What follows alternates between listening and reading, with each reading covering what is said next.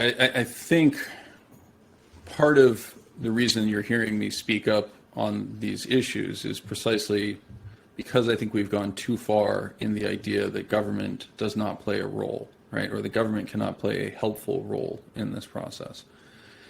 There are incredible inefficiencies in the way our governments work. Part of it's tied to the regulatory capture dynamic that you were referring to, whether that's the for-profit education system, the student loan system, the mortgage system.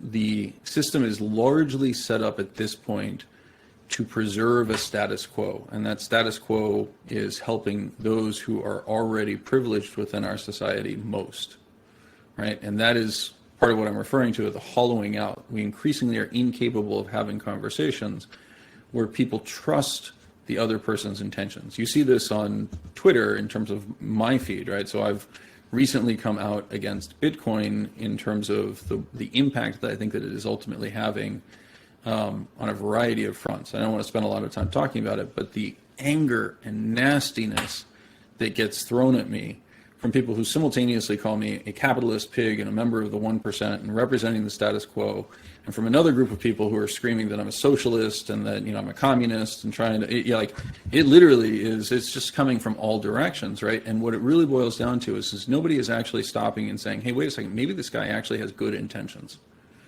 right? Maybe this guy is actually coming from a position of honesty where he's saying, no, I've been through the numbers. I understand what you think you see here, and I see something different. I want to make sure that you're aware of it. Right? I'm not in a position to force people to follow it. And I think in general, you don't want people to be in a place to force people to do something. But it is really important that we recognize that part of the role of government is to use a representative democracy to make the hard choices that often get drowned out. Right? Part of the reason we have a representative democracy is because we want to protect the minorities in our population. And by minorities, I don't mean the color of your skin or your sexual orientation or anything else, right? The minority viewpoint, ultimately, that what stands behind free speech and freedom of religion and freedom of assembly and all that sort of wonderful stuff that we genuinely kind of lose sight of a lot of the time, right? The representative democracy exists to put a limit on the mob's behavior. But it also exists because we rely on those individuals to make the educated, hard choices, right? And to facilitate the movement of society in a direction to listen to people, right? To what direction we need to go. And unfortunately, we're in a really weird place where we've given so much personhood to the corporate sector, right? We literally have given them so much personhood that the corporate sector increasingly drowns out access to the halls of government for the ordinary individual. Right? They're no longer able to participate. Like there's an equivalence on Twitter, and I'm going to confess that having dealt with a lot of the anger and vitriol that's been coming at me, I have been very liberal in my use of the mute button, right? And there's a part of me that feels terribly about that. I really actually do, because I can think of nothing worse than screaming into the void, wanting somebody to hear your rage and anger, and them having zero awareness. Right? They continue to see your news come across, right? Your Facebook feed continues to exist there.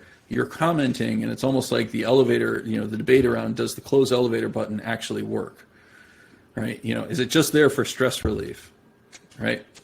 The internet created an environment, particularly the social media created an environment in which people thought that they were being heard for a period of time. And they thought that everyone's opinion should be relevant, and that everyone should have a blog, and that this was going to be the future, right? And unfortunately, like everything else, certain voices rise to the top, and if you agree with them or you don't, right, you can express your viewpoint, but they now have the ability to mute you and you're screaming. Our representatives are the same. The reason people think Congress is ineffective is because Congress is not listening to them.